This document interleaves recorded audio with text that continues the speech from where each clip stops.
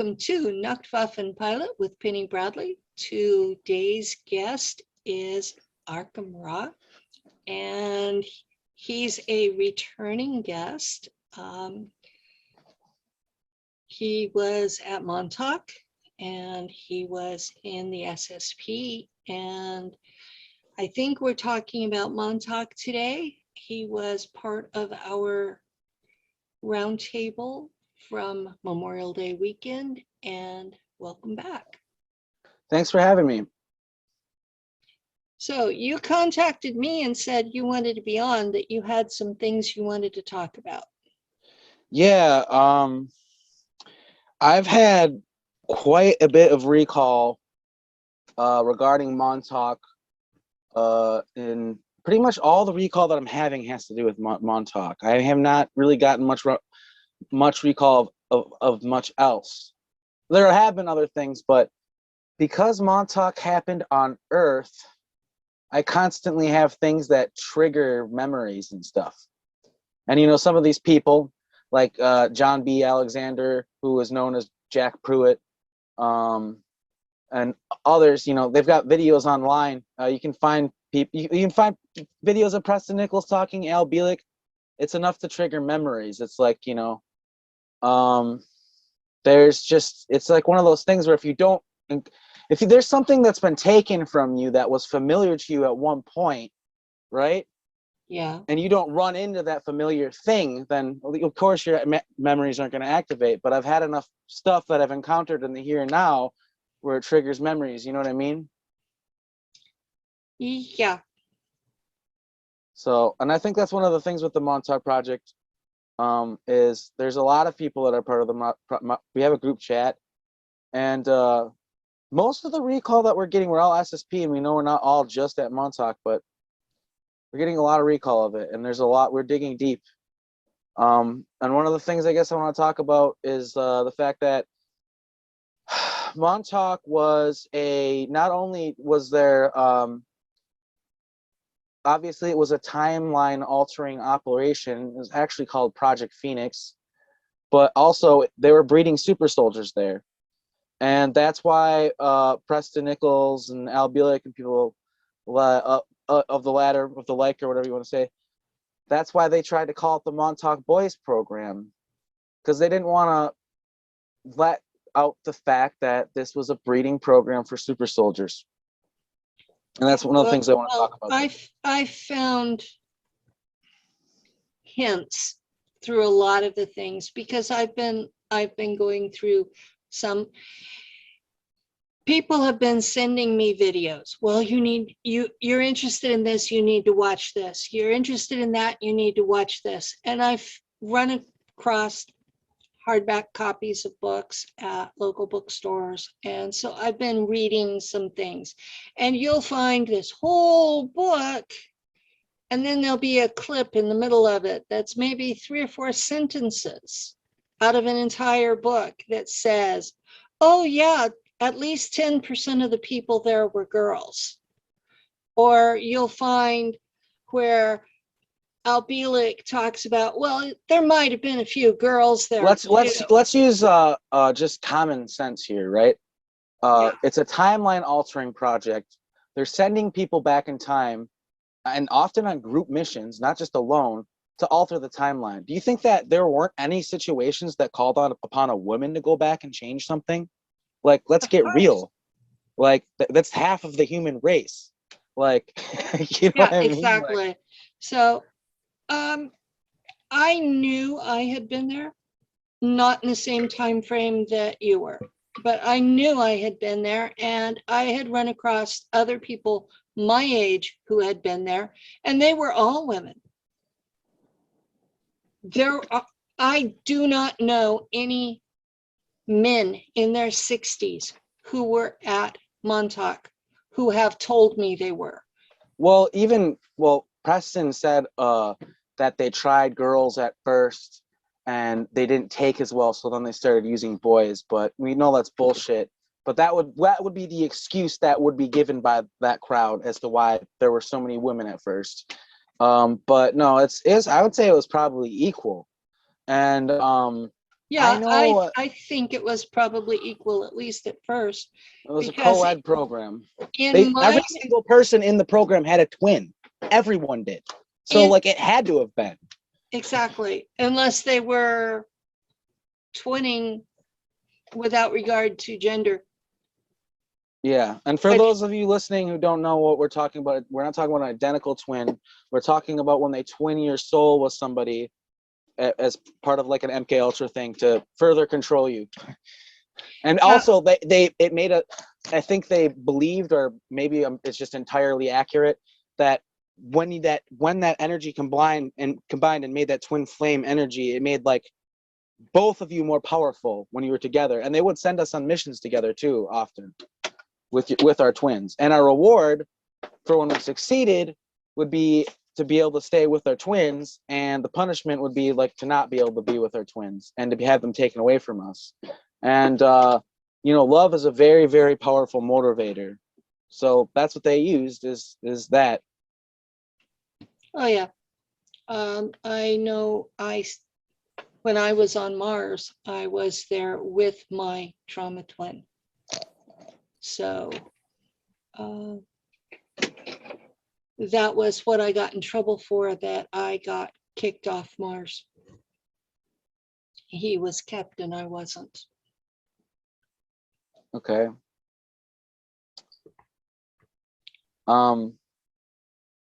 Yeah, that part of things is the twinning. I don't think people realize how, well, people that aren't part of this I don't think they realize how traumatic it is and how weird it is. And for me, I knew my twin in the here and now when I went to high school with them. And I think what it was is, I can't be certain, but I think they would tell us that if we did good, they would line things up to us to where we would end up in the same place and we could be together if we wanted to. But the whole story behind that for me and my twin is very complicated, because Preston did a lot of very fucked up shit involving my twin. I kind of don't even want to go into it, but You don't have to. yeah. I'm not going to push you to do anything that's going to mess up your evening. Yeah, it may be a later interview, but yeah. Let's just say that the Preston that I know is a very, very vindictive, petty person. Very petty at an evil level. I wasn't part of Preston's program. I was there before he was. So I didn't personally know the folks running it at the time you were there. By that point, I was already in Nacht Waffen and elsewhere. I was only at Montauk for 6 months in the winter between 61 and 62 was when I was there. And it was bad enough then. It didn't get any better. It was like being in hell. But eventually, when I became a very good asset and a good soldier, and I was constantly doing a good job, it was a reward punishment scenario. So there was a time at Montauk where I didn't feel like they work you to death and you always have to do stuff and you're a soldier, but the real torture was when they were breaking you and training you. Once that ended, it was kind of like the light at the end of the tunnel, even though you were still a slave and your life exactly wasn't a bed of roses. Yeah.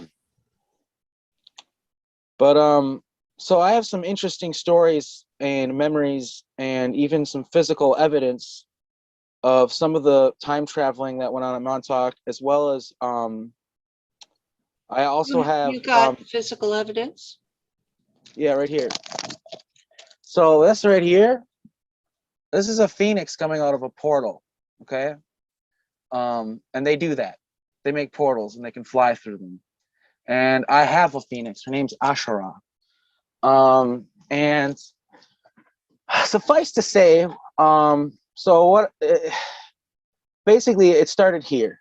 Joseph Powell basically explained to me that the first time that they put me in the trip chair, a fucking phoenix I'm sorry I swear so much. I can't help it.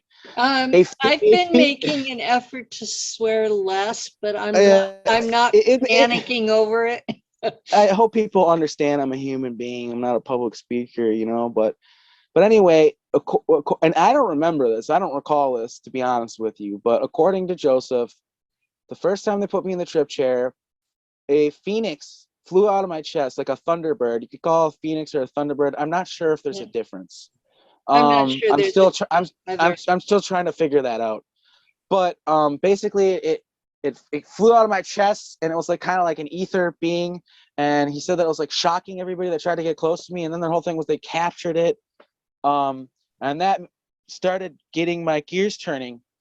And then so anyway, this is going to be a long tirade, just to warn you. So one day, and this happens to me sometimes with my alters. So one day I was lying on the couch trying to kind of pass out, and Jacob, my Montauk alter, telepathically links with me. And the last time that I talked to Jacob, I reached out to him and he told me, you live in your bubble and I live in my bubble, and our bubbles cannot collide, because if they do, one of them will pop, and it's not going to be my fucking bubble, so stay away from me. Like, that's basically what he told me the first time that I ever talked to him, and then he cut off communication with me. That is kind of a good description of what happens in the mechanics of integration.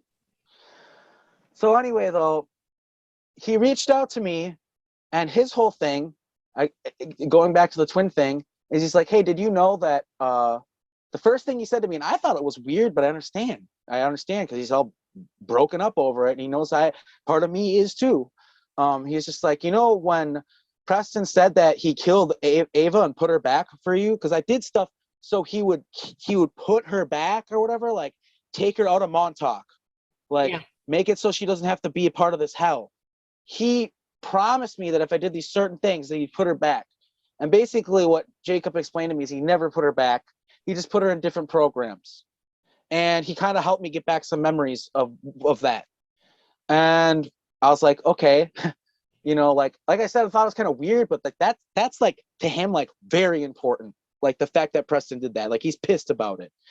And I can see how that would be betrayal. Yeah, it was betrayal. I could do a whole interview about all the things that just Preston and how much he fucked with me and all the terrible things he did to me. I could do a whole interview just based on that. But I also looked at him like a father, and he would also do nice things to me. It took me a long time for me to realize that he was a fucking piece of shit, but that's a whole nother story.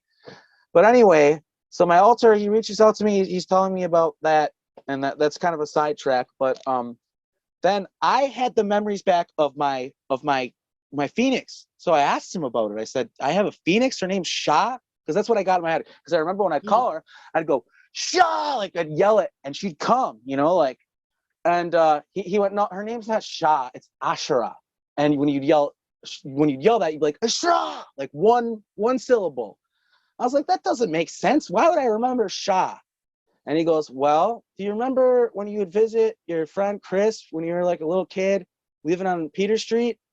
I was like, yeah. He's like, remember those cookies you ate there? Those like ginger cookies? I was like, yeah. He's like, okay, you didn't remember the cream in them. I was like, oh yeah, they have cream in them. He's like, yeah, sometimes your memories are like that. Like you didn't remember the cream. You didn't remember that it's Ashura because you remember yelling it in one syllable. I was like, oh, okay, that makes sense. So I asked him, I said, where is Ashura? And he said, it's in this giant museum in France called the Louvre. She's underneath it. Yeah, okay. She's underneath it. There's a giant Sumerian statue, and I'm talking gigantic, massive statue of a Sumerian tiger underneath the Louvre. I'm sorry if I'm pronouncing it weird. And basically, she's underneath the right foot. And there's a black dragon underneath the left foot. And I got that memory back. And I also got them. And then once he told me about that, I started talking with Joseph about it. And I actually remember going there and breaking in there and rescuing my Phoenix with Joseph. We went, Jimmy, his Montauk altar. Okay.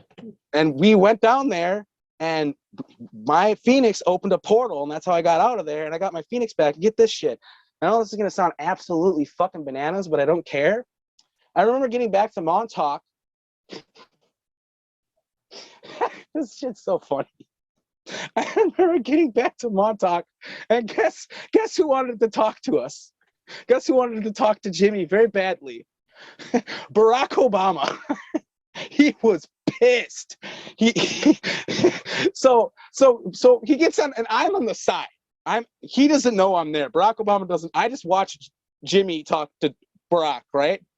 And he gets on there and he's like, do you realize the trouble you just caused us? Like, what were you doing? Do you realize that's an act of war? He said the French Royal Authority, which I don't even know. I don't think it's a public group that exists, but it exists.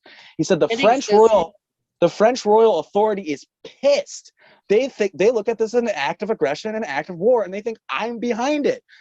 And he's just like, we're sorry, you know. So Joseph was pretty respectful, but also very firm. Like, he's like, we're sorry, you know, like, you know, the thing is like, we're not the ones who committed the crime. Like, you know, Jacob, he didn't use me by name, but he said, and the individual that went with me to get this Phoenix back, that's his Phoenix. He's like soul bonded with it. They're the ones who stole it in the first place. We just stole it back. And Barack Obama was like, well, if you do stuff, if you're gonna do stuff like this, you need to at least give me a heads up, or run it by me and give me clearance, so I can get the okay from me, get clearance. And Jimmy straight up. Did you guys release the Black Dragon too? I believe we did. And it was Joseph's Black Dragon. It was Jimmy's Black Dragon. Okay. And I believe we got it back. We were trying to, when we were going through those memories, because Joseph was trying to figure out if he got him back or not. There's a chance we might have had to leave the dragon behind and only take the Phoenix. We can't really remember. But I do remember that I for sure got the Phoenix back. And I think we got the Black Dragon back too, from what I recall. But it was like a very, very close call. And the whole situation was dude, we risked everything to do that. Like, we could have gotten totally screwed over. That was like a suicide mission, but we just felt like we had to do it. But no, it's funny because like Barack Obama's like, you need to get permission from me, and Jimmy straight up looks him in the eye and says, no, we don't. Like, I don't need to get permission from you to do anything, man. Like, I don't answer to you.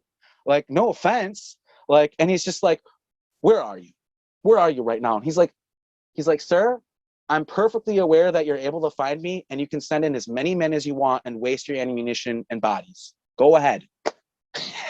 And there wasn't anything Barack Obama could do, because like, that's literally the truth. Like, you know, like, you made your bed, lay in it. They fucking made super soldiers. They treated us like guinea pigs. They treated us like lab rats. They made us incredibly powerful. And then eventually we fucking took over the base. Like, what the fuck did they think was going to happen? Fucking idiots.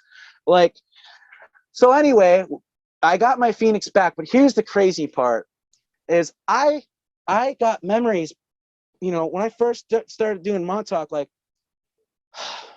getting memories back.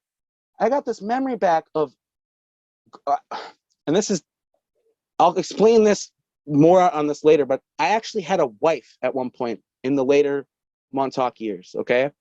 I actually got married to someone who wasn't my twin. And there's a very, very rare thing for that to happen.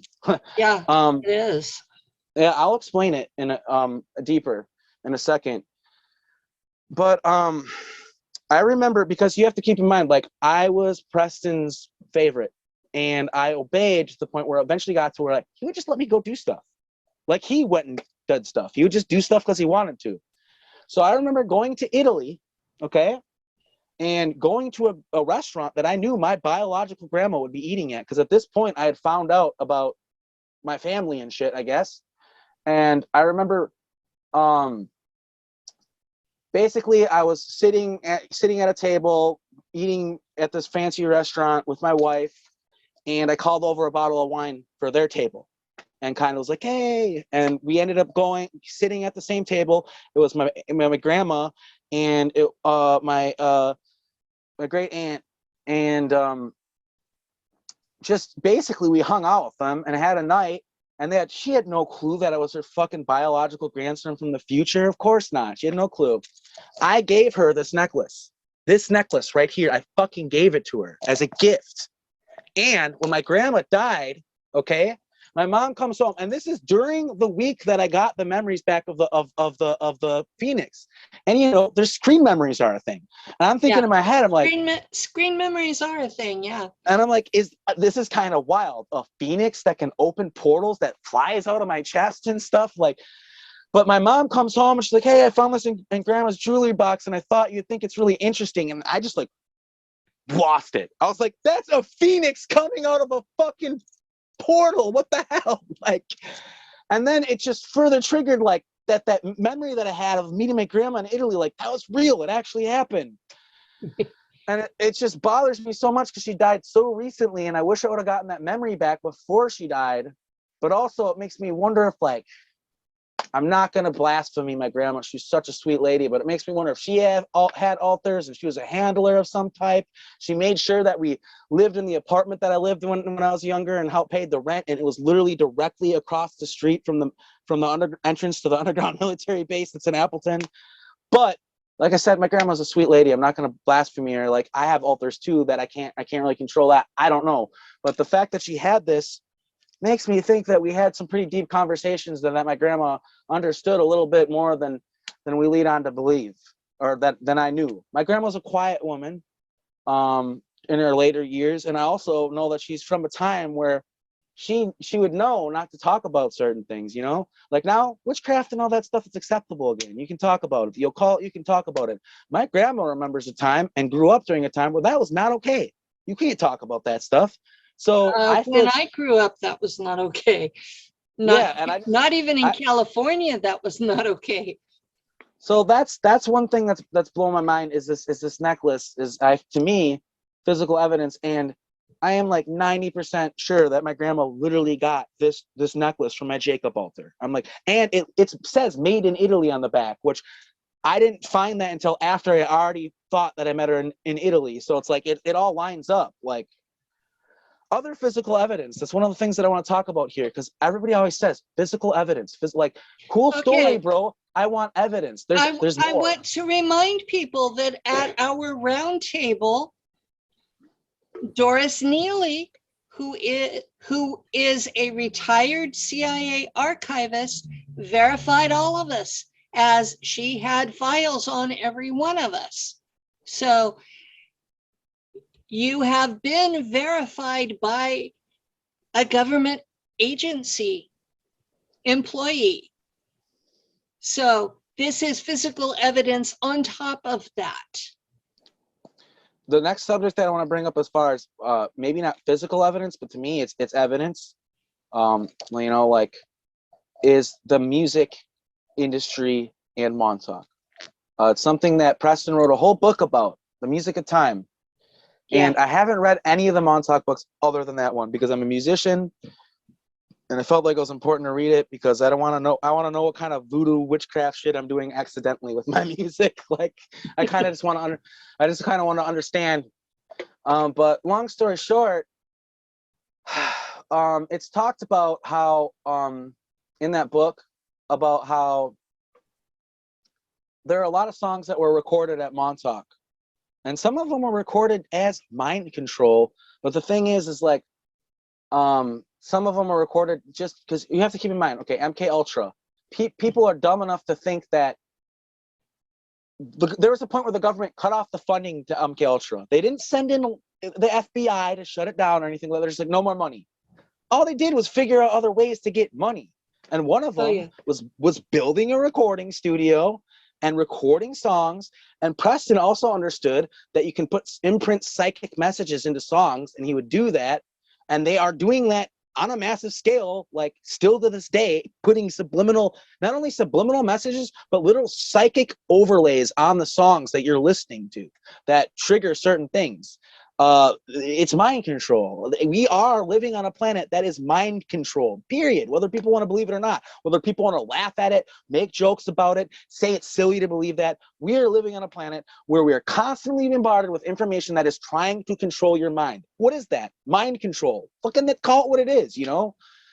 But so the evidence that I found though is I started looking into some of these songs that Preston said were written at Montauk, and what I found out is Preston Nichols worked with Phil Spector. He was a sound engineer for Phil Spector before he worked at Brookhaven Labs and started working at Montauk. That was his job before he moved on to that. And there's this individual. There's three individuals actually. One of them is named George the Shadow Morton, and George the Shadow Morton is literally called the Shadow because no one ever knew who he was or could pin down his whereabouts. Okay, and he met the guy named Jeff Barry, and I believe his wife, who he ended up marrying her later on. I think her name's for sure Lori. I think it's Goldstein. I had it written down, but it's in my the note is in my girlfriend's backpack. But anyway, so I started looking into these guys, and George the Shadow Morton, he's just like a pompous ass about the fact that he stole our songs.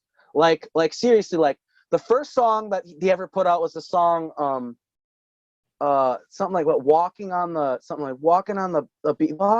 sand or something. And he literally is like, the story goes he met Jeff Barry, and he said, oh yeah, I'm a producer, I make music.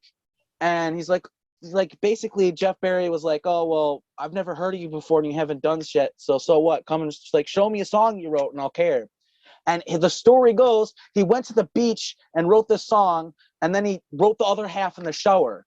And then with the next song that was a hit song that he apparently wrote, which he didn't, he literally says he wrote it on a piece of cardboard with some crayons and a bottle of wine in a bathroom. Like, he wants to sound like this crazy mystical genius. And it's like, dude, no, you stole songs. Like, that's what you really did. You were connected with Preston Nichols through Phil Spector, and you were stealing our songs. And it's a fact that the Shangri-Las, who did some of these songs, like Leader of the Pack and other songs that were recorded at Montauk by Montauk kids, it's a fact that the bands that went on tour are not the bands that were in the recordings. And this is common. You can find that in the 50s and 60s, that record companies would put together these bands, they record like these albums in the studio, and then the band that would go out and promote the songs would have nothing to do with the recordings that were put out. It was just the people they hired. And what people need to understand is a lot of times why the reason was happening is because the songs were recorded at Montauk as mind control. And some of the evidence that I found, and I wish it's been such a busy day, I tried to find the discrepancies, and maybe I will actually point it out in a later interview or something. But so this married couple, Jeff Barry and Lori Goldstein, some of the songs that they claim to have wrote and recorded and produced, right? Mm-hmm. They can't even agree on what recording studio that they recorded at. One says they recorded it in New York. The other one says they recorded it in LA. One says that Billy Joel was on the recording. One says that they're saying different stories about the same songs. They don't even agree on what musicians were on the tracks. Why? Because the stories are made up. They're put on the spot. And like Billy Joel did the piano. Of course, like, it's like, these songs were recorded at Montauk, and you can find the evidence in the fact that, like, I've never ever in my life, and I'm into music, I've never like found a band where they couldn't even agree that on what recording studio they recorded a song at. Like, yeah, they usually have those facts together. Yeah, and it's like, why? Well, how many? Like, I get it was the 50s and the 60s, but how many drugs were these fucking people on where they can't even remember what recording studio they were at? In the 50s, it would have been cannabis, but that was illegal in the 60s. And if they were really doing recordings, they were pretty much straight for the recordings. They should have known. So I know that, not every single person out there is going to be able to say, well, it's fact, you guys recorded music at Montauk. I understand that's a tough pill to swallow, but I recommend looking into George the Shadow Morton, Jeff Barry, and Lori, I think it's Goldstein. I also think I might be confusing the woman with the cello player from Nirvana. I'm not sure, but it's Lori something, and they were married, and I think she didn't take his last name for some reason. But, that's not uncommon in our community for people who wrote and even recorded music to have their songs stolen. I can't think of his last name. His first name's Marshall. He's the guy that came up with the Vril lizard story. He said that he was down in the deep underground military bases where they have the cloning facilities, and that he was used for writing music, and he named which artists and songs that had been his music. And there are several other people in the community that have lists of songs that they said that they wrote but were stolen from them. So this is a very common thing in our community. Yeah, they tap into you know, every single useful piece of us that they can take. You know, we're worth billions of dollars or whatever, right? So whatever scrap they can fucking steal from us, they do. But well, they figure they invested so much in our development that whatever we produce is automatically theirs. And that's something that the community itself and the public needs to understand, is that even though a lot of us look like we've been lower class people, we've actually been very productive. It's just the fruits of our labors have been taken from us. yeah, and also I can tell you that pre being abducted by the government, I was a much brighter, much happier, doing good in school, straight A student, and then post T.A.G program, just all downhill. Like, because they broke me into pieces. What do you think is gonna happen to me? It's gonna have a great, successful life. They've literally broken me more times than I can probably count. I don't even have memory from before I was taken the first time. I do have memory, and I can tell you that I think the reason why they got interested in me is because first I was getting taken by Grays. And they're like, why is this individual getting taken by Grays? We're interested. I don't know. If I remember Gray. Oh, whew, sorry.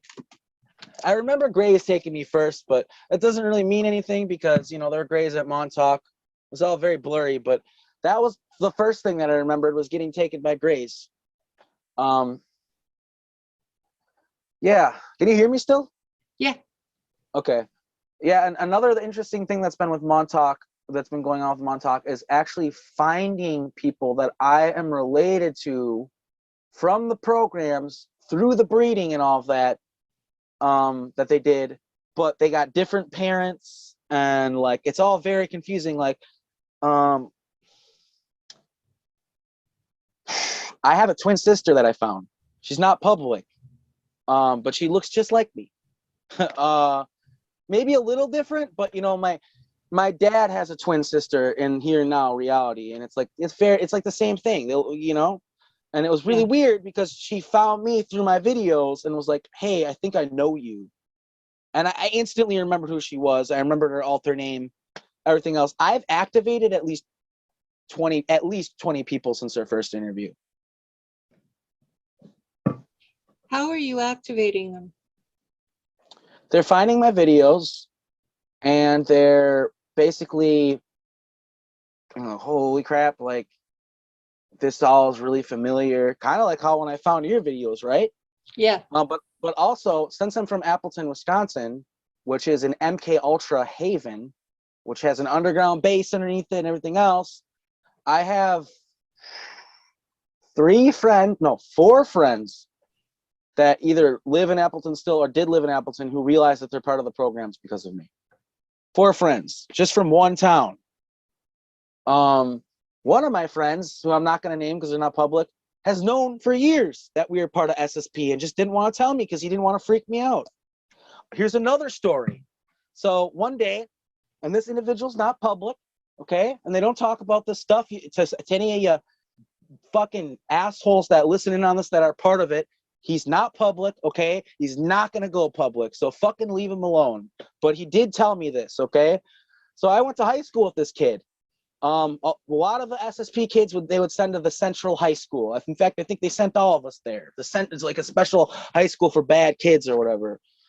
But anyway, I went to school with this guy. And one day, by synchronicity, you know, I do live music, I do music like looping and stuff like that. Mhm. I just posted something one day. It'd be really cool to work with a rapper. I think that would be fun, like a really talented rapper, and just mess around. And then I ran into this guy that I used to go to school with. Like, he's been doing rap like really, really hard and stuff like that. And he's like really talented. And he's just like, hey, we should mess around on a song.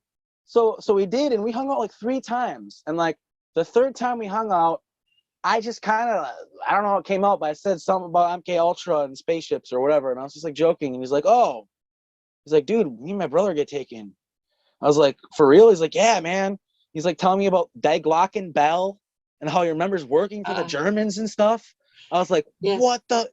And he's like, yeah, like I remember being able to shoot fire out of my hands and all this stuff. And he had a twin too that also grew up in the same town as, it was like the same story, but a little different between the both of us. And I Yeah. was just like, it was just like too mind blowing. Same story with the names changed. Well, it's just like he worked for the Nazis, the German Nazis, you know. Well, I worked for Nacht Waffen, and they were not Nazis, but people on Earth can't tell the difference. Yeah, and it might have been Nacht Waffen, but the way he was describing it, I think it was like literally the Nazis that he ended up working for. But he also, his memories weren't like, you know, that's the thing with these memories, is it's not like we just remember everything all at once. No, you know, you're going to think this is funny, and it's so people understand what the remembering process is like. Okay, I've seen photos of the chair, and it's this almond color, like off-white.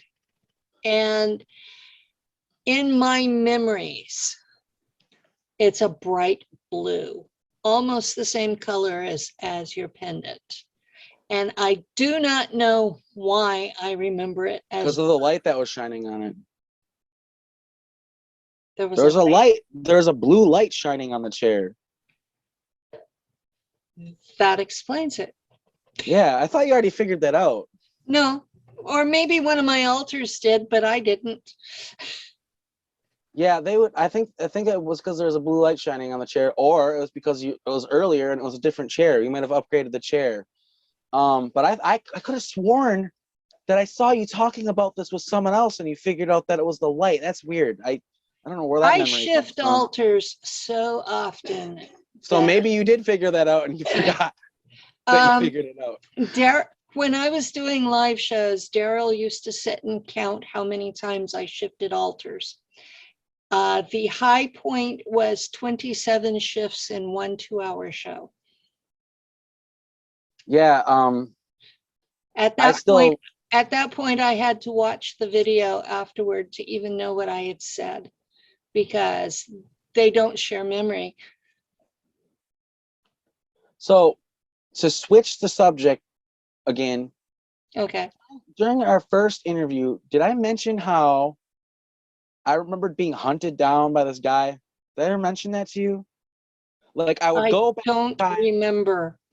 Okay, so this is gonna be a bit of a freaking story arc. I'm gonna go into something that's pretty deep here, and it's pretty much the biggest mind fuck that I've ever had. And I'm part of SSP, so I've had a lot of pretty big mind fucks, but this is the fucking biggest one that I've ever heard of from anyone. Okay.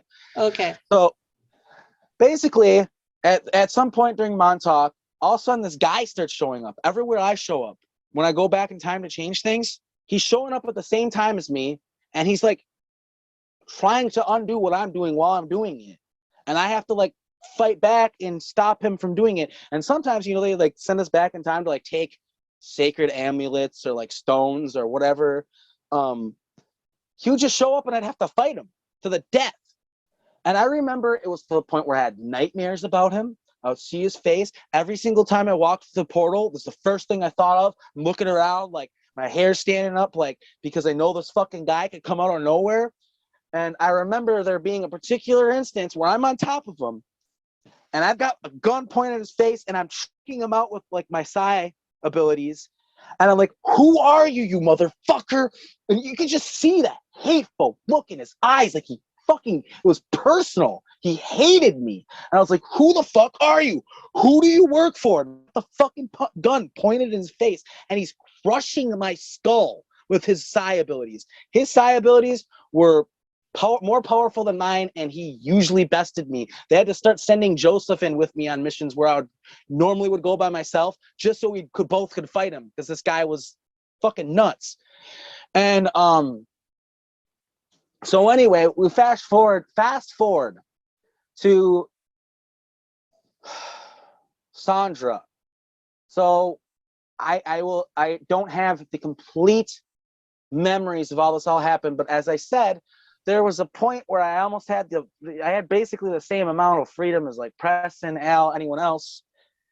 And there was this certain Montauk girl that was a little bit younger than me that I took a liking to. And and this is the thing, like, okay, Preston and just the project itself made me incredibly evil.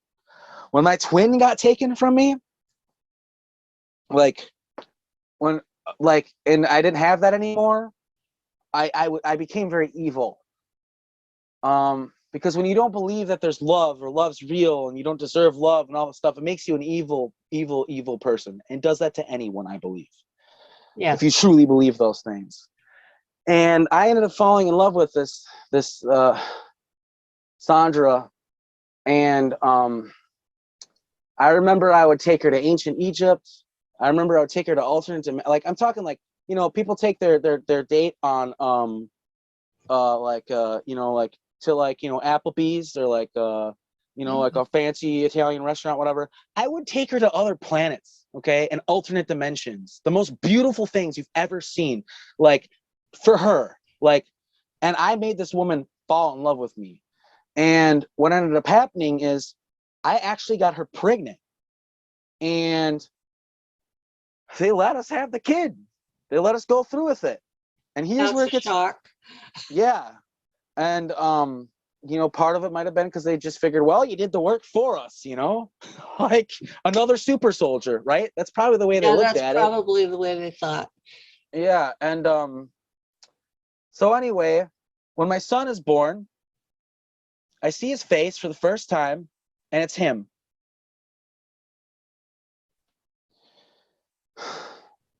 It was the one, it was the guy, it was the person that was coming through the portal to kill me. It was my fucking son. And I'm telling you, man, I don't know if you know how much that hurt to see my son's face for the first time and know that he's going to end up hating me and trying to fucking kill me.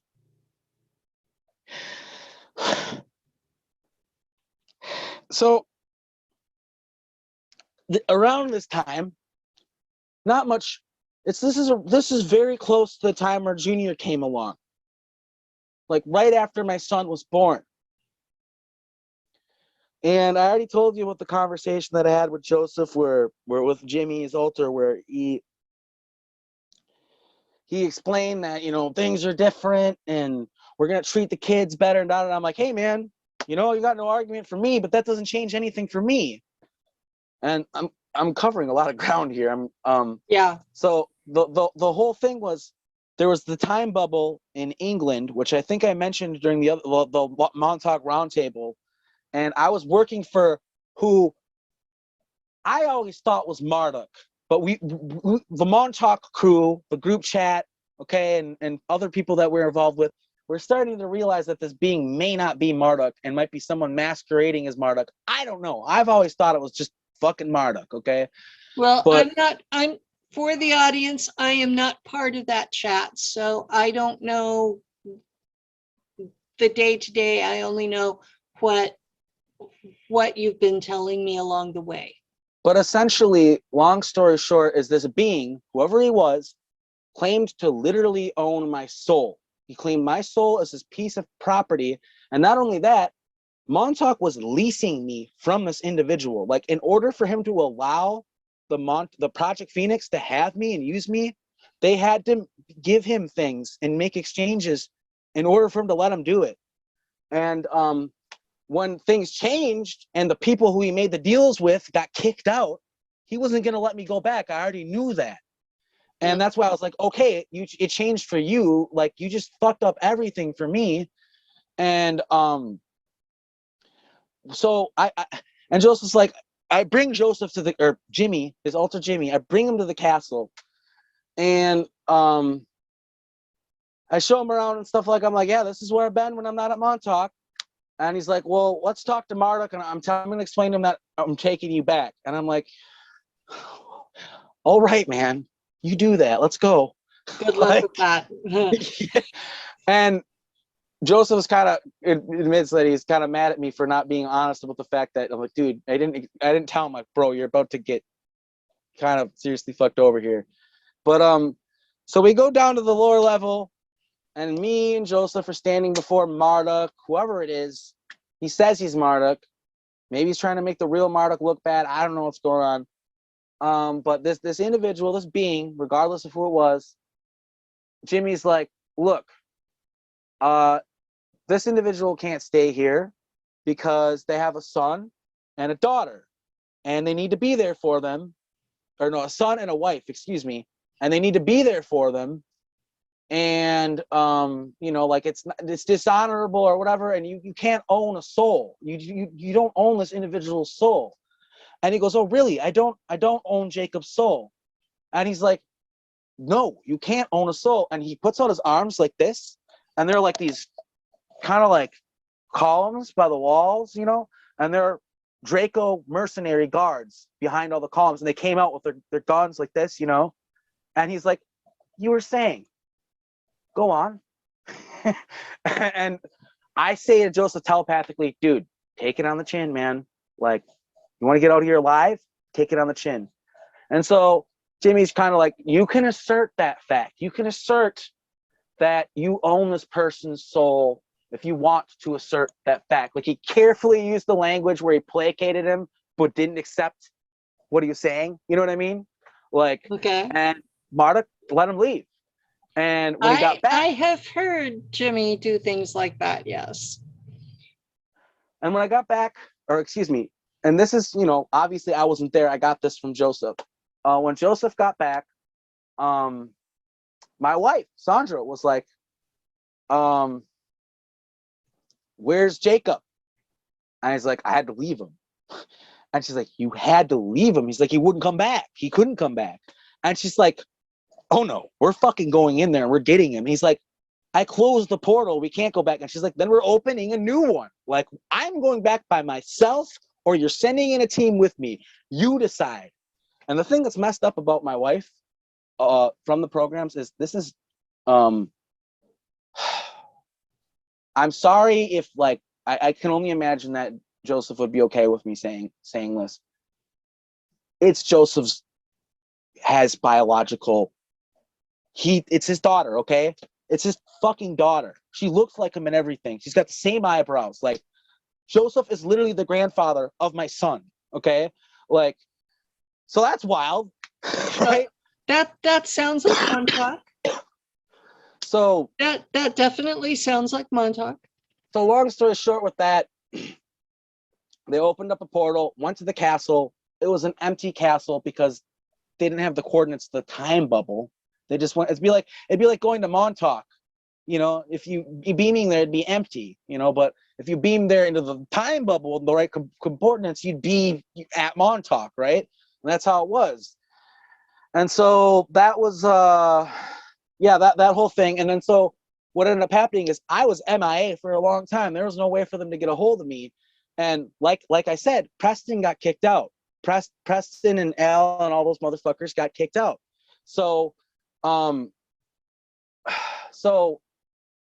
there's things that Preston did and those guys did, they didn't have to do, and they were bad. Some of the things that they did, they're doing it to make deals with other ET groups. And like, they went back in time and changed things to placate ETs to get tech from them and stuff like that. They were doing all sorts of stuff like that, changes to the timeline that were bad. And when the program got taken over, they took it upon themselves to go back in time and fix things and change things that we made happen that we didn't agree with. And since I wasn't around, guess who was the first fucking person to volunteer to do the work that I couldn't do? My son. And I wasn't there, but basically, Jimmy didn't like the idea of my son being the one to do it. But so he asked for volunteers, and it was Jason. My son's name's Jason, and one other individual. And apparently Jason just looked at this other individual like he was going to fucking murder him, and he put down his hand. And that's where that began. Now the good news with this, okay. Well, I'm sorry if this is a little all over the place. Now, what's also crazier about this is, okay, so as I said, I found people through my videos, right? Yeah. Well, one day a woman messages me, and they're not public, neither is her daughter. I'm not even going to say what country they're from, but they're from Central America. I'll just say that. That's more specific maybe than I even should be. But basically, she messaged me and she's like, I think that my daughter was part of Montauk. I have a really strong feeling. Do you mind if I send you a picture? And I didn't have the memories of this individual was trying to kill me being my son until I saw her face, because she looked so much like my son.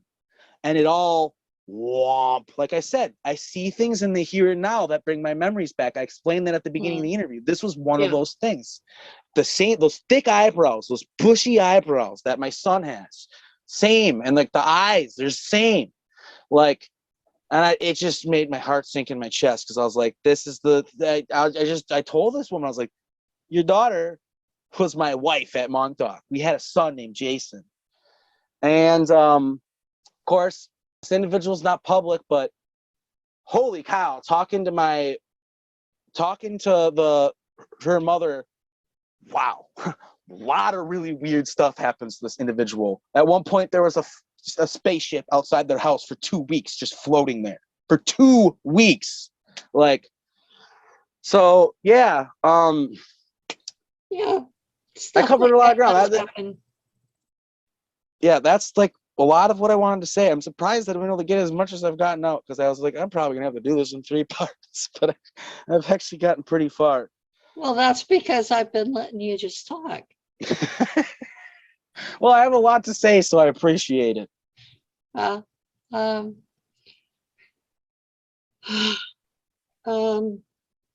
have any questions about everything I just told you?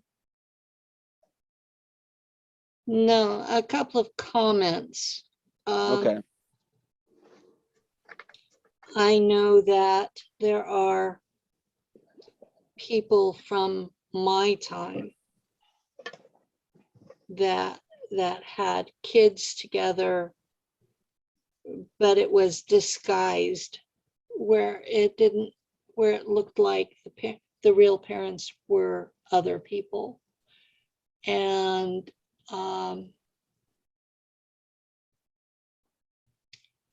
I have a child with my trauma twin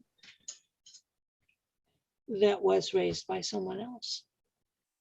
And that child thinks those people are the biological parents. And so a lot of times, those of us who know these things will sit back and not fuck with people.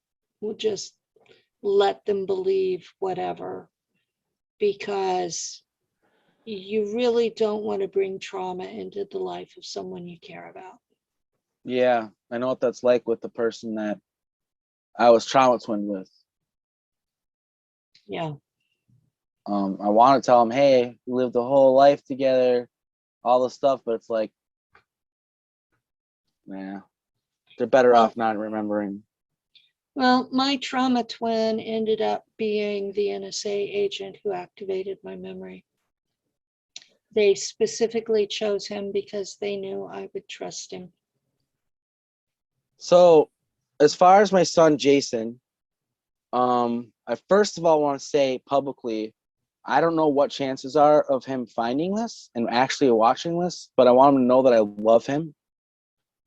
I hope that I get to be reunited with him, and I'm sorry if you didn't like the fact that I talked about what happened. I I kind of thought about maybe I shouldn't talk about this, but at the same time, I feel like it's important.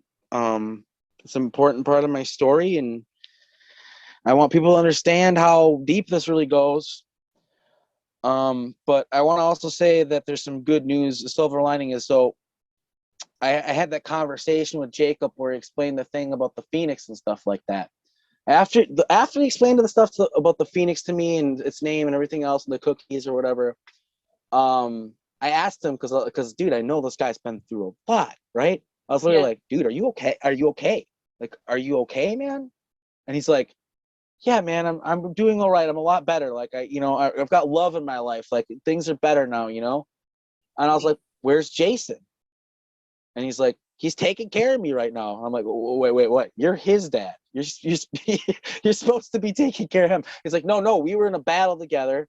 I'm wounded. He's out and about right now. I'm lying down and resting. That's why I had time to talk to you.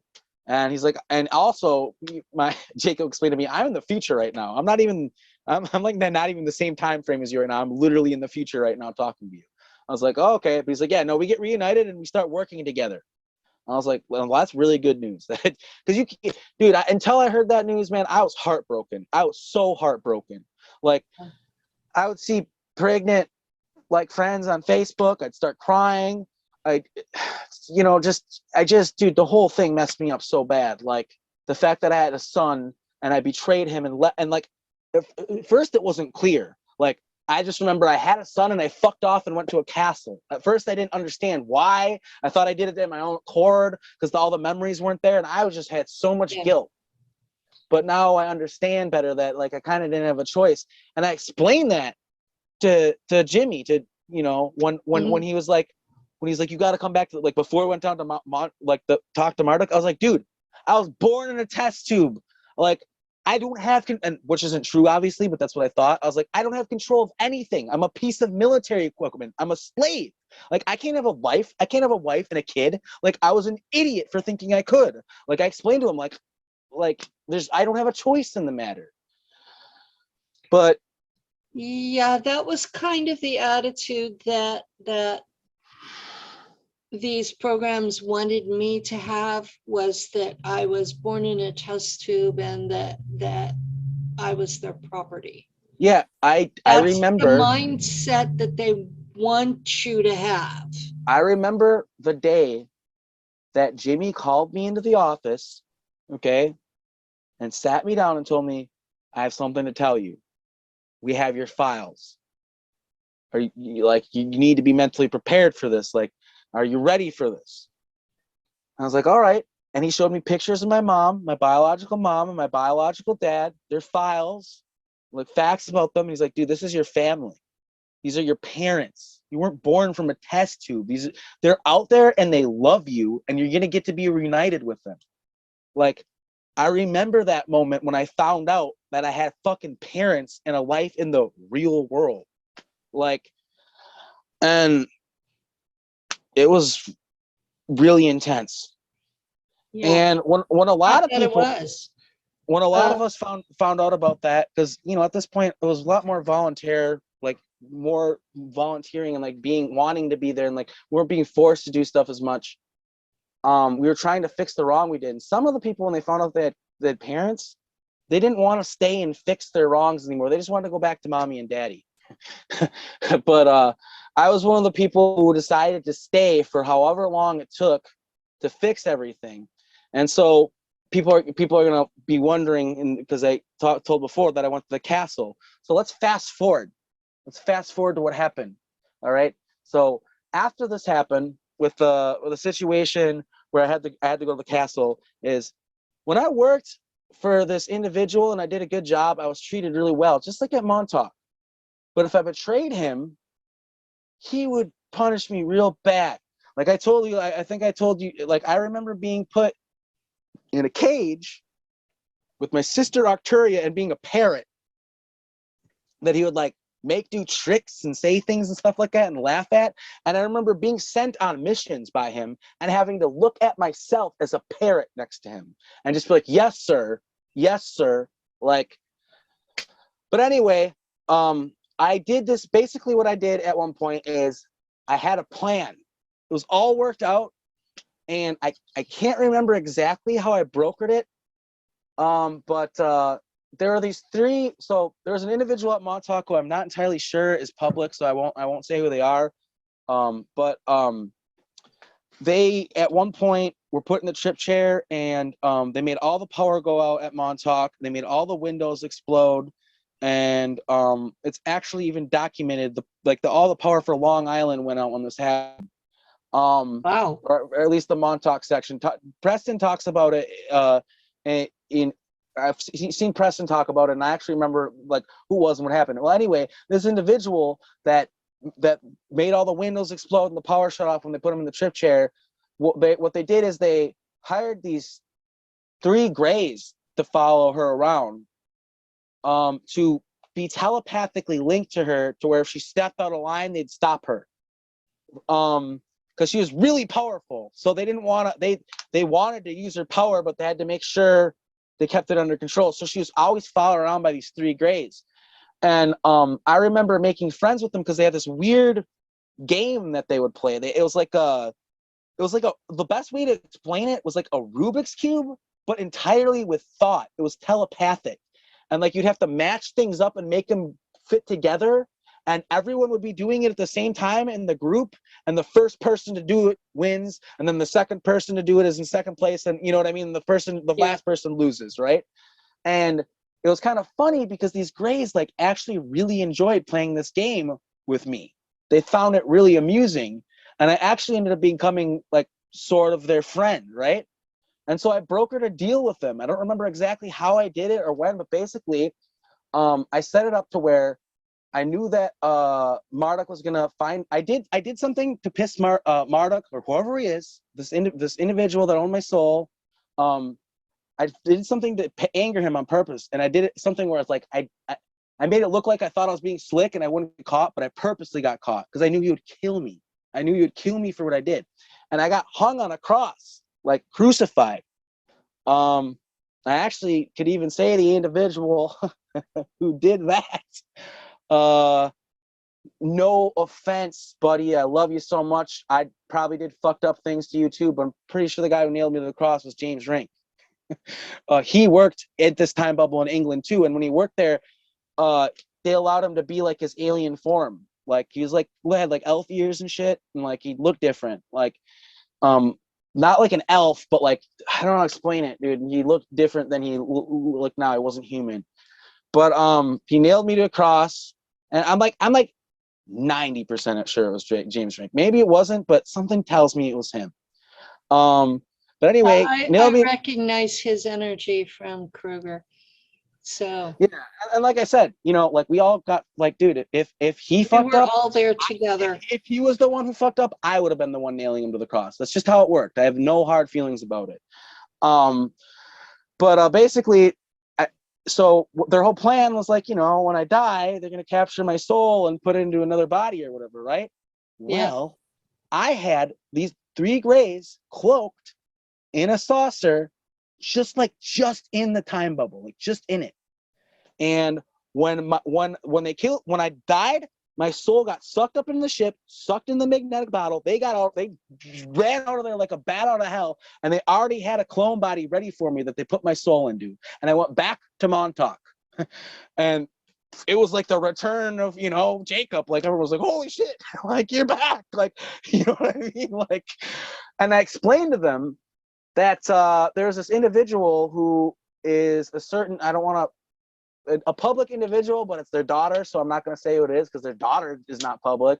But basically, there's a public individual in the community's actual biological daughter was also at this castle, but they were getting treated like, so this being Marduk, whoever he was, he had personal beef with me and the bird people that I come from.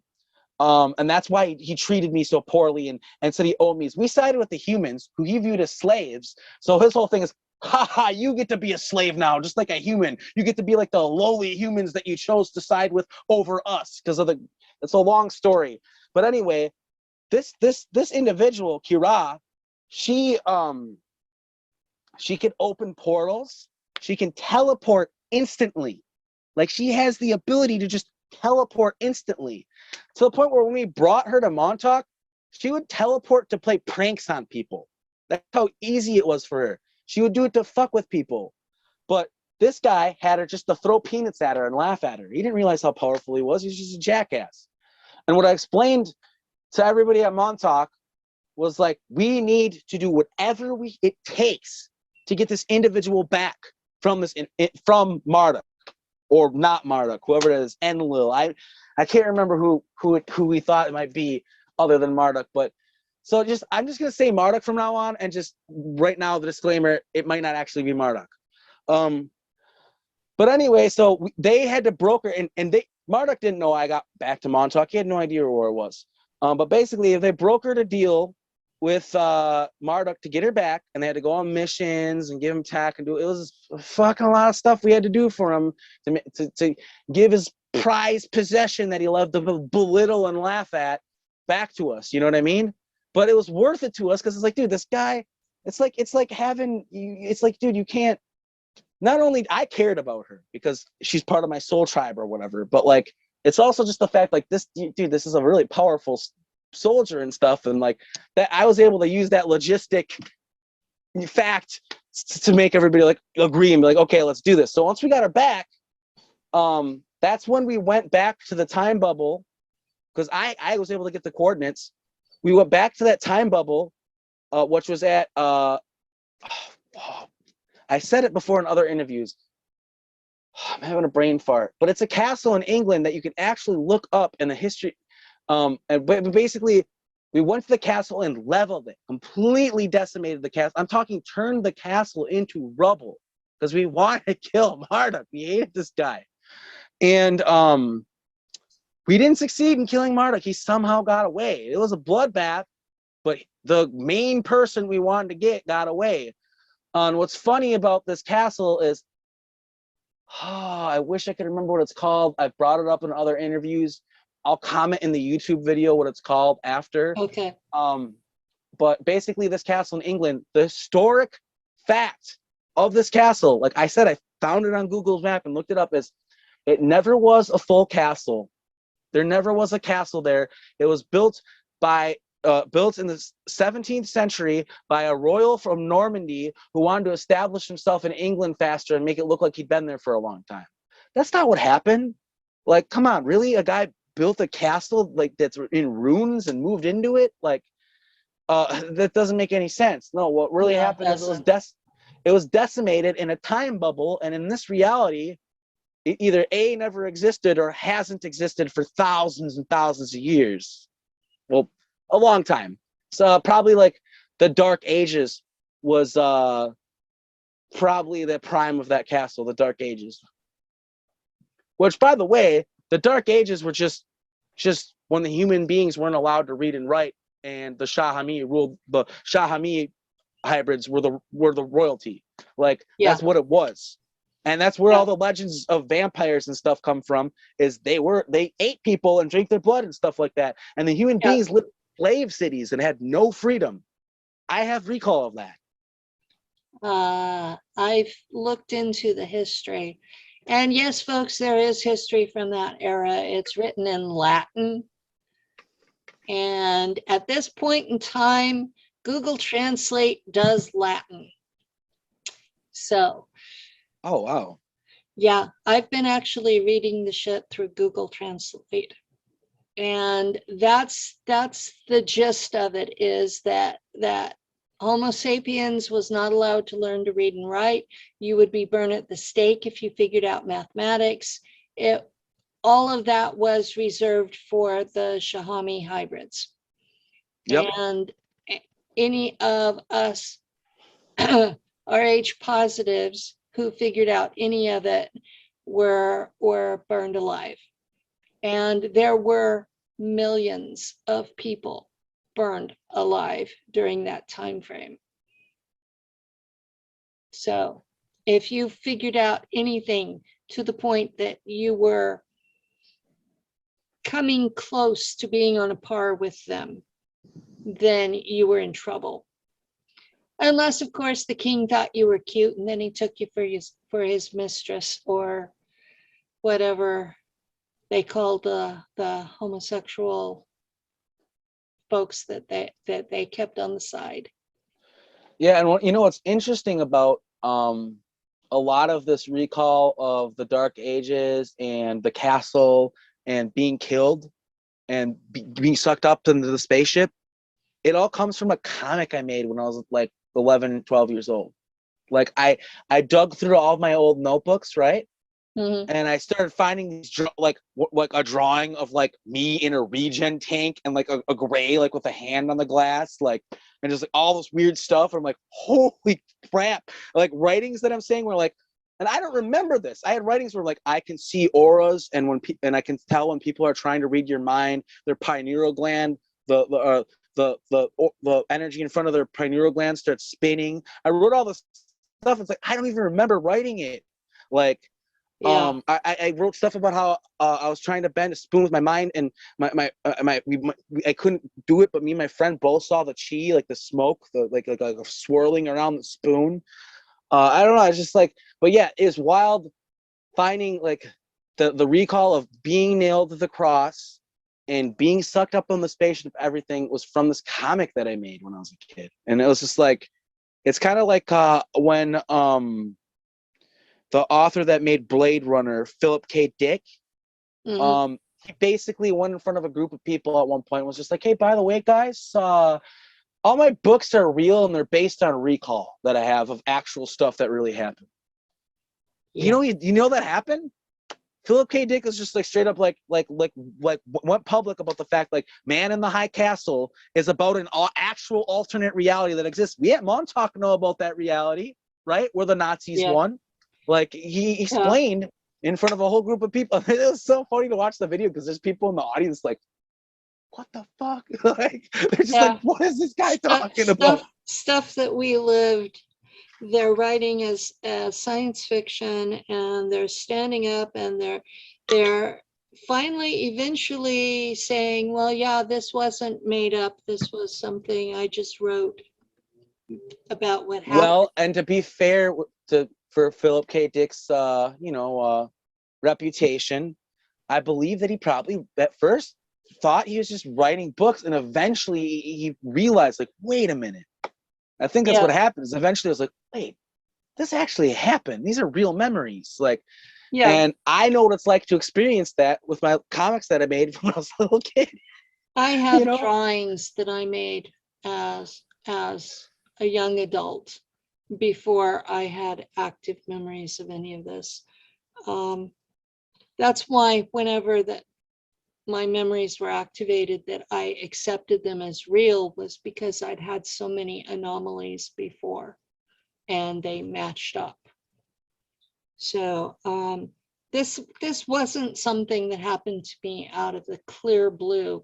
It was, I had weirdnesses all along, and Yeah, then the memories activating explained the weirdness.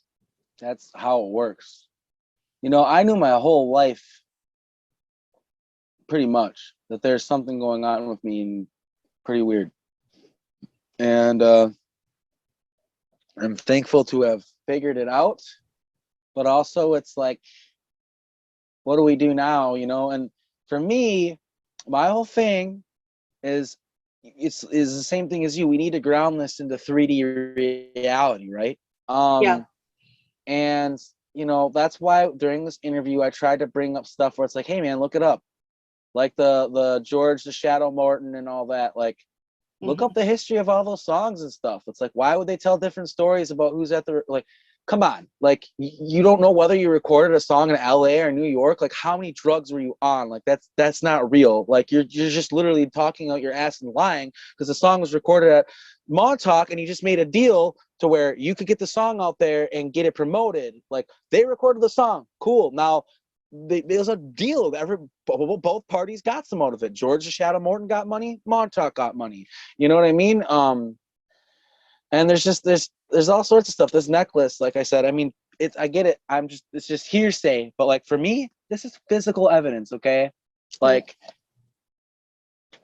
And more and more, that's what we need to get is actual physical evidence. And I'm just going to point out right now that the Fractal Weapons has a Google account, and we do and it has a Google Drive.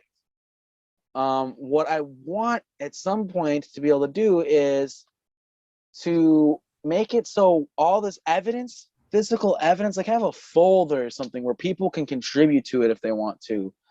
But I want, because one thing that I've been realizing is like talking to my new partner who believes this stuff happened, but like it'd be cool to, the evidence would be cool, and I'll tell them this evidence, and they're like, oh, show me that picture, show me that video. I'm like, oh, and then I look it up and I can't find it, right? Yeah. And I realize like all of us in this community, like that are a part of this, like every single time you find evidence, save it in your a folder on your Facebook. You can save things.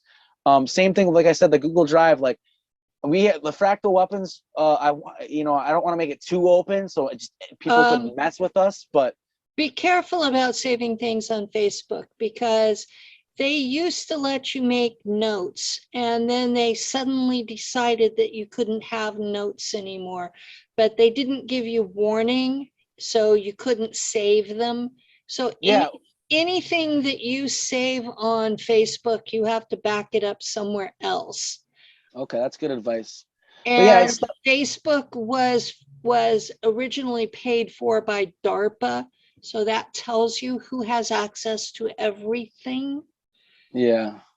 DARPA is the for the audience, DARPA is the branch of the CIA that develops new technologies and spies on people. So I have some things on a Google Drive, but I had a couple of people donate money towards a server. And that would be really good.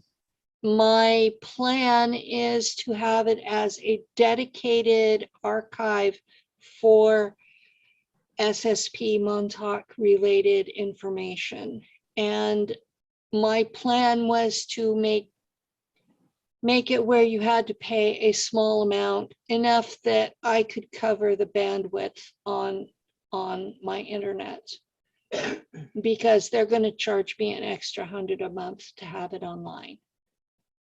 And I'm on Social Security, so that $100 a month is a lot of money for me. Yeah, that adds up to $1,200 a year. It's a lot of money, $2,400 every 2 years. It's just, that adds up. It's a lot of money. So people will probably bitch highly that I'm charging, but I can't afford to keep it online otherwise. Well, there's just certain things where it costs money to do it, and people just got pitching what they can or whatever.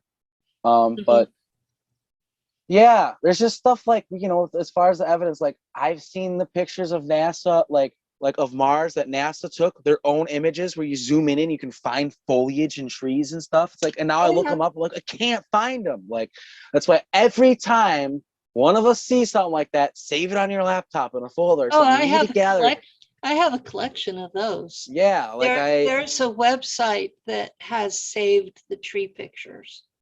Yeah. Yeah, I'll put the link in the comments up when it's on YouTube. Yeah, see, that'd be great, because that was one of the things that I was trying to explain to my partner. Like, wait, there's life on Mars? Like, yeah, there's like trees on Mars. I was like, dude, there's literally foliage. The sky's blue. They put a red fucking tint on everything. Like, it's a planet. Like, it's like not even that, like, I don't know. It's just kind of wild to me. Like, I remember reading a textbook in high school that I found that like was saying like stuff about all the different planets and stuff like that. And there was a time where the textbooks that you read in school literally said, yeah, Mars most likely has life on it, like da da da da da. It was before they went there, of course, and stuff like that. But like, yeah, something that used to be something that was easily acceptable, and people were like, oh yeah, that's definitely possible. Now it's like, there's no way that's real. You know what I mean? And I get it, because my whole life I've thought the same thing. When I first found your videos, I was like, it's just like the same thing with when I found Tony Rodriguez. It's just like this guy is just what he's saying is so wild and far out there, but you know he's telling the truth. Like, how could he just be? And same thing with you. How could they just be pulling this and like the details, and then the fact that you and Tony remember some of the same things, and then you're adding other people. There are more and more people. Their memories are the same. They remember the same, being at the same places at different times, like all sorts of stuff. That was one of the things. The interview I did, the third interview I did with Doris, we finally got it in sync where that she was going over what I remembered, and at the end she said, "Don't you remember the flies?" No. So just because we remember it doesn't mean we remember everything. That's something people need to understand, is our memories have been, the erasure process, the memory wipe process makes it where our details may be off. Because I remember the spiders, I remember the flies, no, I don't remember the flies. I remember the spiders, I remember the ants, I remember the raptors. I don't remember grasshoppers the size of buses like Andy Pajago talks about. I don't remember some of the things that Tony talks about. I vaguely remember those, like that like if one of those giant grasshopper things died, that's like a lot of food. Like, or if you kill one of those things, that's a lot of food. You're gonna feed a lot of people for a long time. The spiders were a lot of food. That was almost like eating lobster. Just there were a lot of things that other people said about Mars that I don't remember the same details that they do, but that kind of verifies that we're doing real first-person testimony, because when you have witnesses to a crime and they testify in court, they come up with different details too. So if they're all telling exactly the same story, that means there's been collusion. So that's something that people need to keep in mind. I've had people tell me, well, you don't agree exactly with this or that, so you guys, one of you must be lying. No, you remember different things. Yeah, it's also really important to point out the fact that there's screen memories. Yeah. And definitely. And it's like in this community, that's probably one of the hardest things to figure out, is what's screen memories and what's not, what's accurate, what isn't. It can be hard. But yeah, it is nice to be able to talk with other people. I can tell you that, because for me, talking with other people has been really helpful for jogging the memory when it comes to stuff that happened to me. We're able to, it's just like, if you're a actual regular war vet, like your memories might not be entirely clear. You talk to your war buddies and it jogs the memory, Yeah. Yeah, that was one of the things about this last conference that I was at in November, where Tony and James and Joseph were all there. It felt more like war buddies, and there were enough of us that it felt like we were a community there. The ones I've gone to before, the other people were all audience members, and we're encouraged to mingle, but it feels like performance rather than being one of the kids. Yeah. And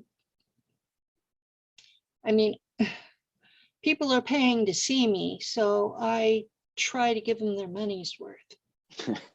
Even if I'm not getting any of the money, you know, because if you go to a conference, the only people that get paid are the top 2 speakers. That's it. The rest of us are paying our own way. So that's why I won't talk up those things, because I'm not going to do that. I refuse to. well, I haven't had to pay as much as everybody else, because the first one that I went to,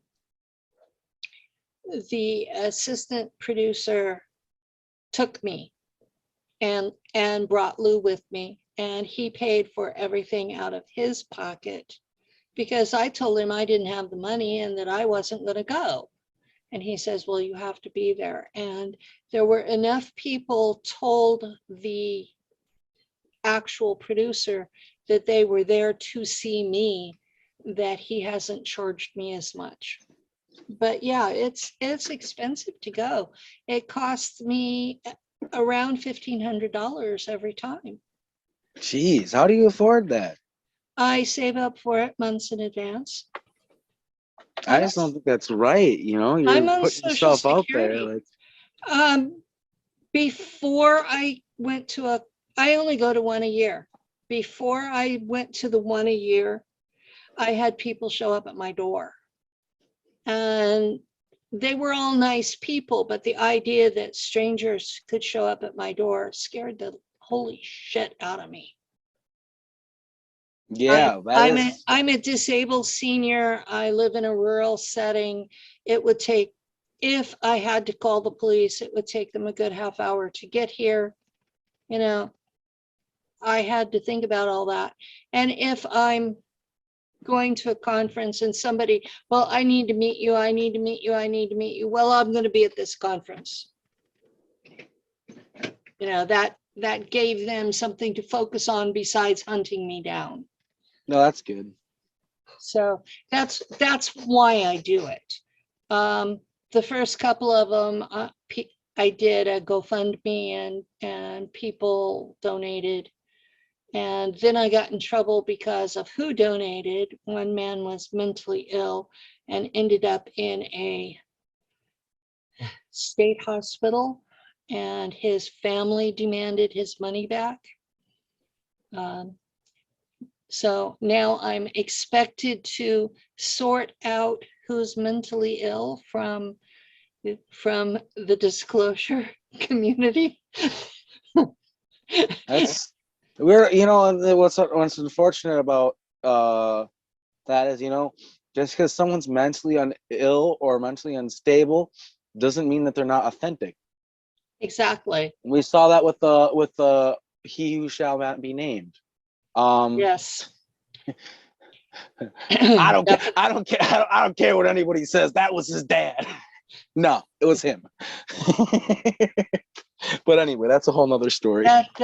That's a whole ball of wax I don't want to get into. No. But no, it's true. Like, okay, for instance, my father, he was at Montauk, probably more close to your generation, stuff like that. He now was aware that he was a super soldier, right? He's schizophrenic. I mean, this when he was 35 years old.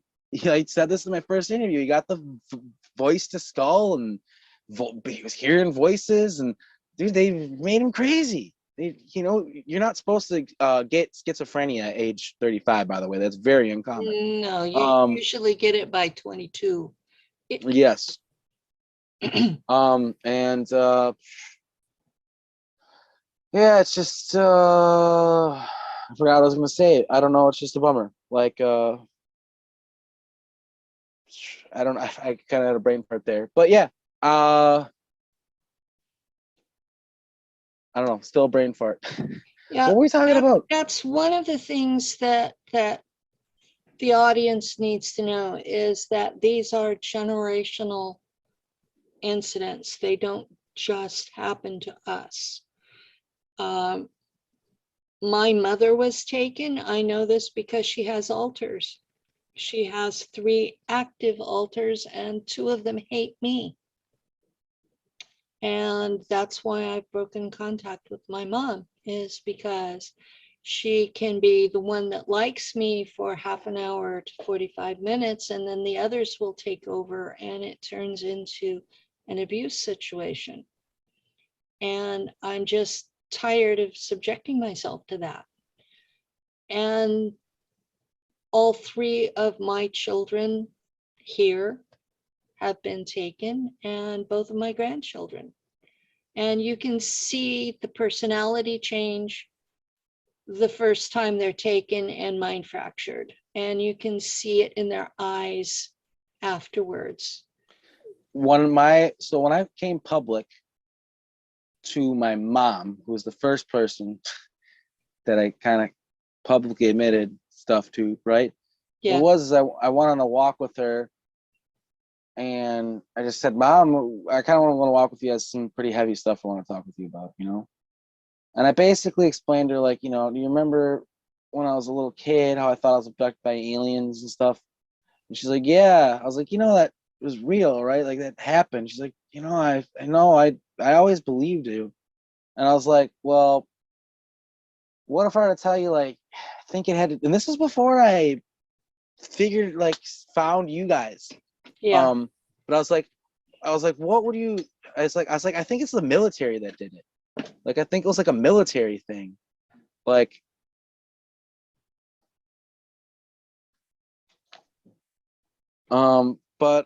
sorry. So yeah, I explained to her, like, I thought it was like a military thing, and that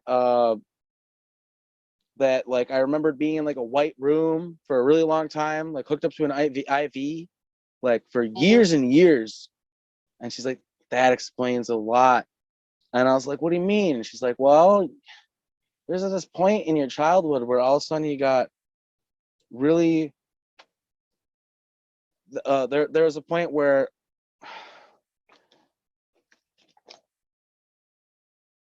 sorry, there was a point where what was I saying? The white room with the IV. Oh yeah, she was just like, there was a point where all of a sudden, like, you didn't want to play with other kids, you just wanted to be alone, you didn't talk, you just like you just became like cataconically quiet, like, and you just sit there all by yourself for hours, like totally satisfied, not a care in the world. You didn't need to talk to anybody else. And she's just like, you always wondered, like, what the heck happened. And it's like, you know, it makes sense now. Like, you were so alone for so long that when they put you back, you're just used to it, just being alone. Yeah, I was like that after I came back. I couldn't get along with other people.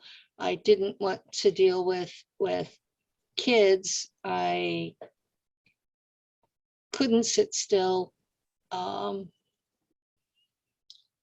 And then I learned to read, and I would sit with a book and they would have to shake me to get me back into reality, because I would get so concentrated into reading. And I did that clear in high school. And my family, my parents thought that I was going to be the old maid that they were stuck supporting for the rest of their life. And they finally found a young preacher from our cult who was willing to marry this weird chick.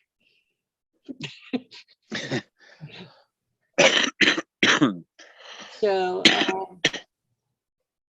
yeah, they kind of more or less decided my future for me. So it when you come back from these things, you're never normal, no matter what people think, you know. My eldest was taken when he was about 8, and he withdrew into himself and was very quiet, and then joined a gang.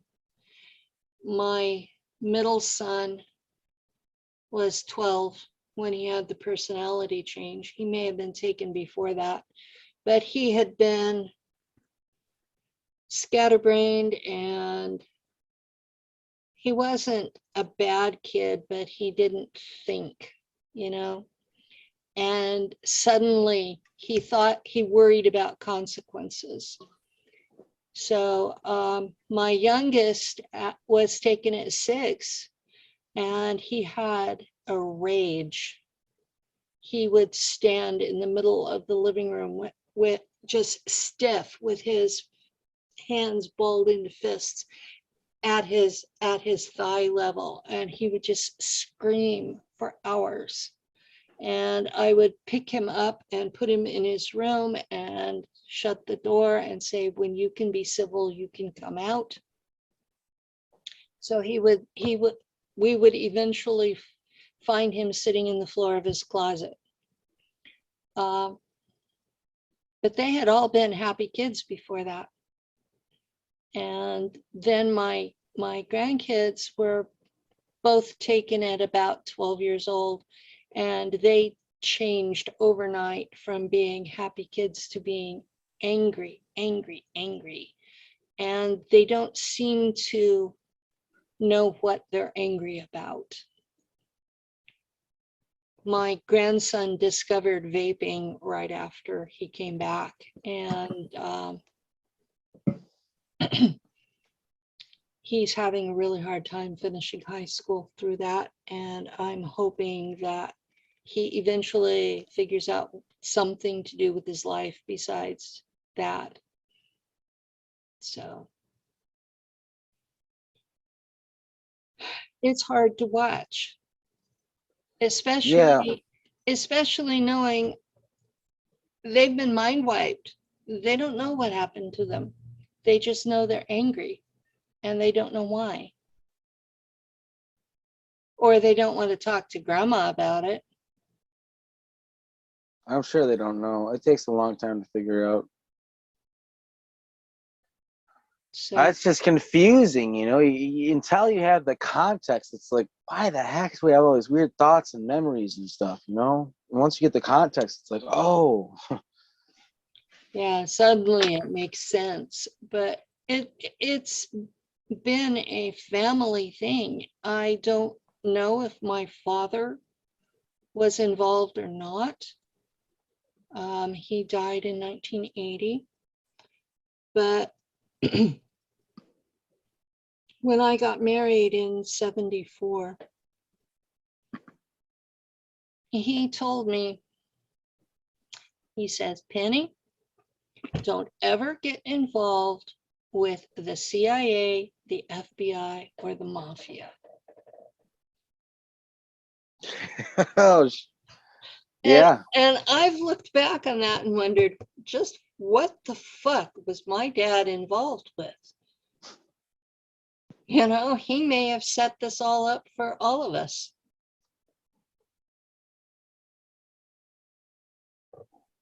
I know he was a Teamster, and in those days, the Teamsters were a big deal.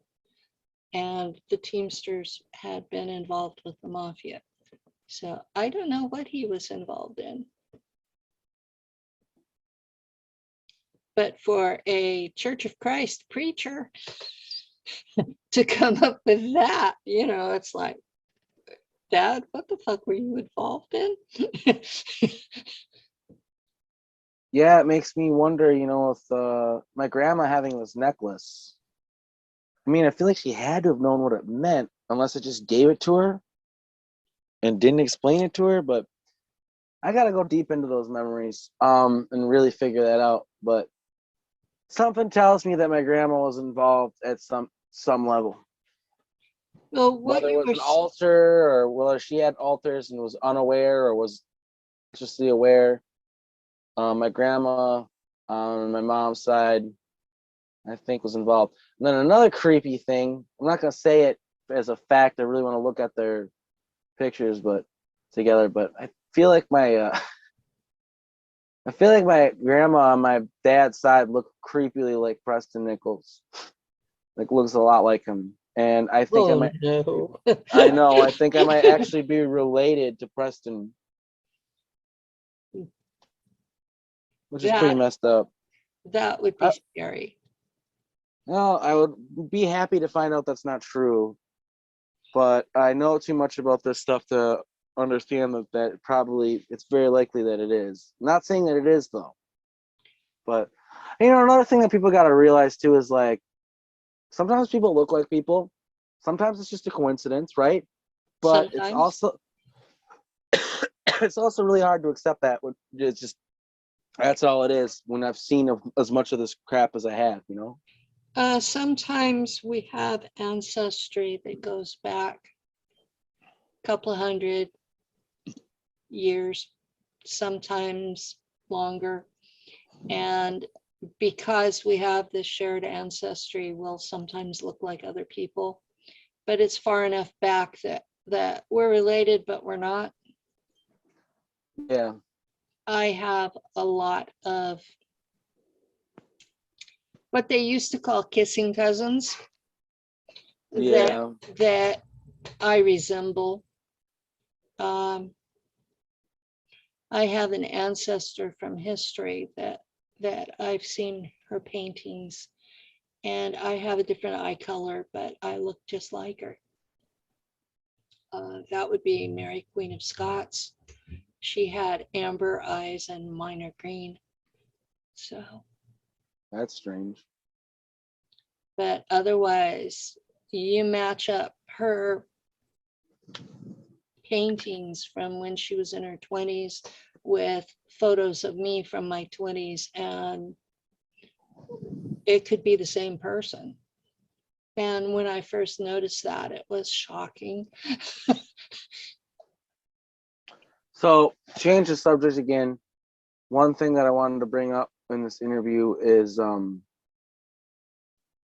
it's often talked about how we went or back in time to change things, right? Yeah. And it's talked about a little bit how we went to other planets and stuff like that as well.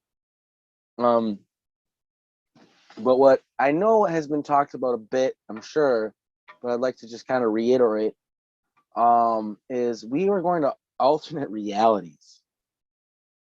Like going into like if you can open a portal you can open a portal to another reality Yeah. if you know what you're doing. And we were brokering deals with other realities. And not only that, some of the deals that we were brokering to make the timeline the way it is, like we made deals with individuals back in time to where, hey, you get what you want, we get what we want. You get more power, we get more power. If you do this, this will happen. Like we did that with George Washington. I think James Rink was actually the one that went on that little tirade with where Preston talked to George Washington and helped him out and made some deals with them. I wasn't there for that, but that's one of the things we did.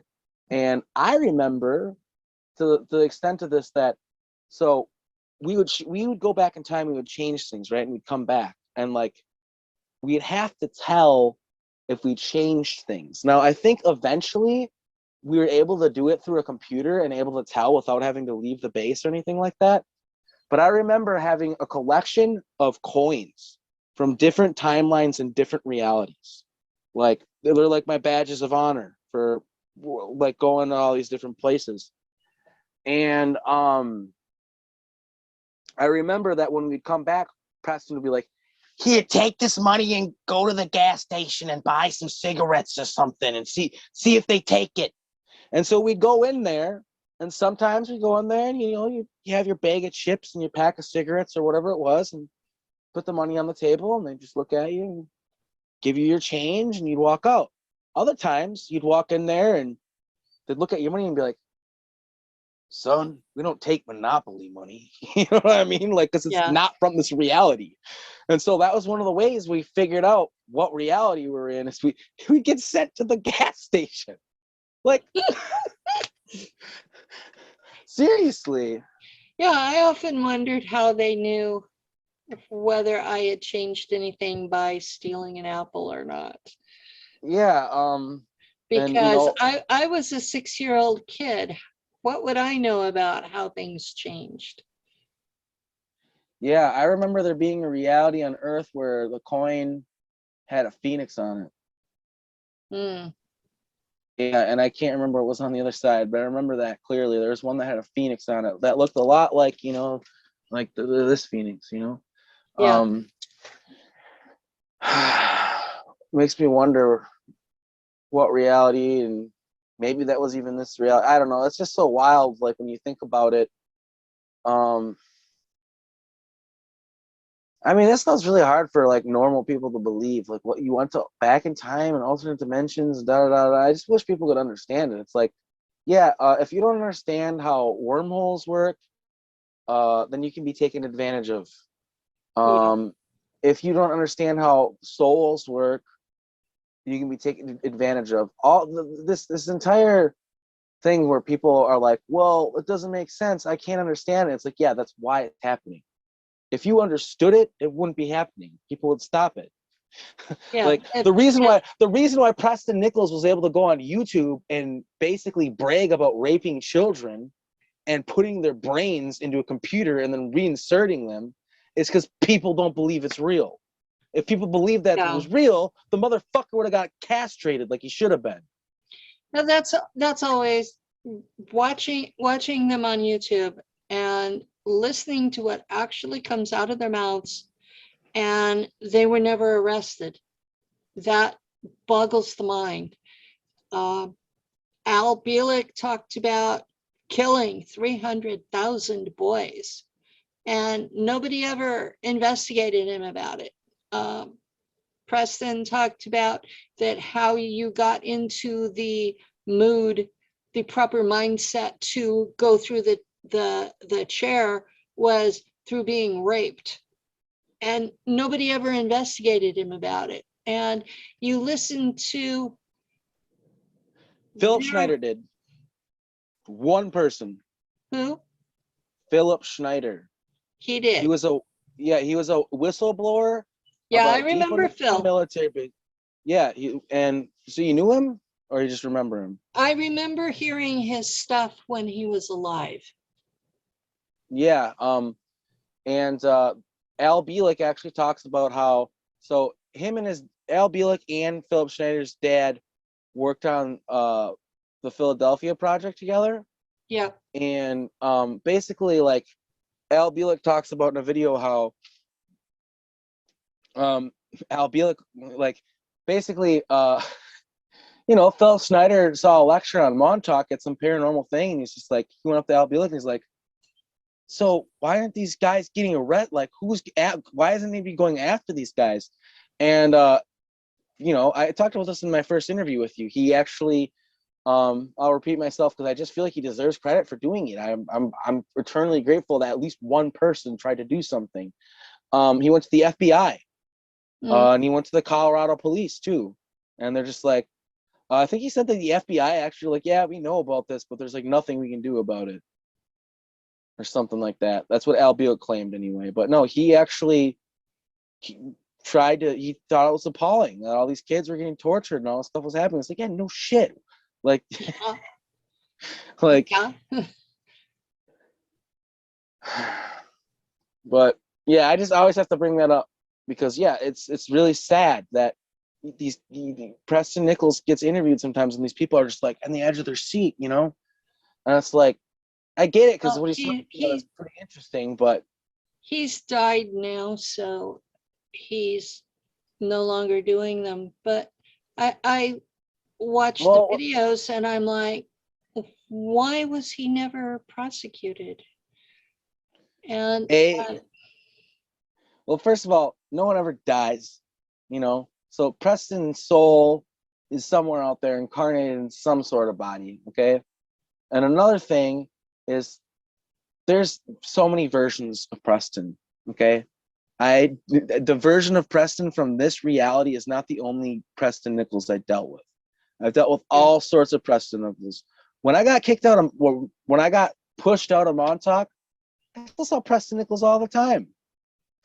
because there's more than one version of them that's involved in this, and they're all going to the alternate dimensions and making deals and stuff like that. So like, just because Preston Nickel died in this reality doesn't mean that much to me. In my mind, he's still alive somewhere out there, at some capacity, multiple capacities. It's Well, not fun to think about, but it's true. yeah.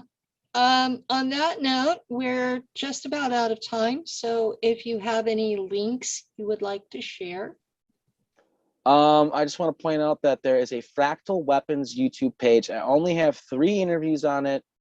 I believe that I'll be doing another interview in the near future with I don't want to say it because I know he pretty much said he'd do it. Stephen Popliotech or whatever. I think that's one of the people that I'm going to talk to next, because he knows a lot about the archangels and all these different individuals. And I'm just interested in his perspective, because I'm trying to wrap my head around it. But yeah, basically just the Fractal Weapons page.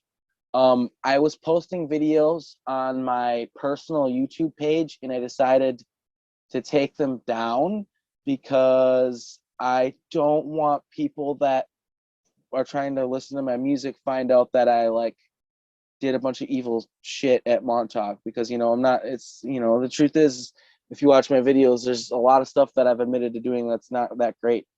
But yeah, so there's a Fractal Weapons YouTube page. You can find it. I'm trying to I'm not doing it like weekly or whatever, like a lot of you guys do, because I realize the amount of work that takes. It's a lot of dedication, and I also just like want to be.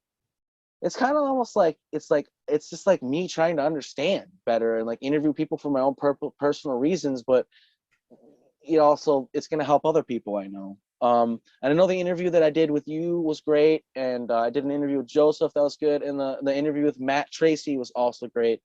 And yeah, I just need to get more on top of it. I've been traveling around all over the place. I just settled down in Portland, so soon I should be able to have like more of a steady schedule and be able to plan things out and do more interviews. But Yeah, when I first started, I was doing 2 a month, and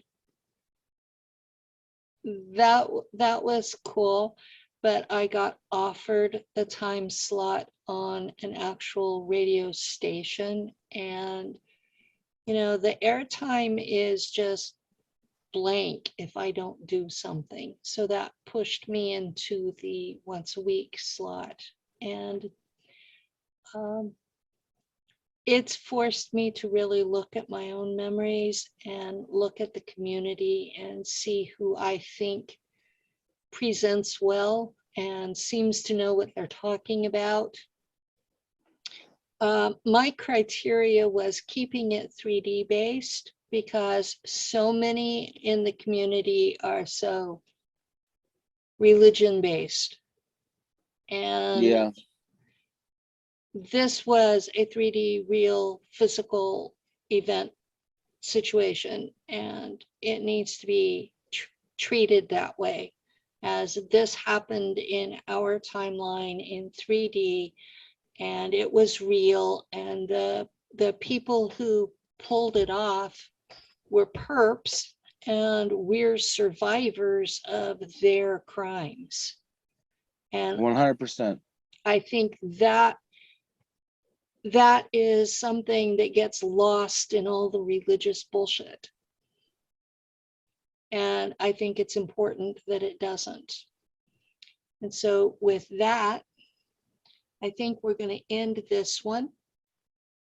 Thank you very much for coming, and thank you, audience, for listening.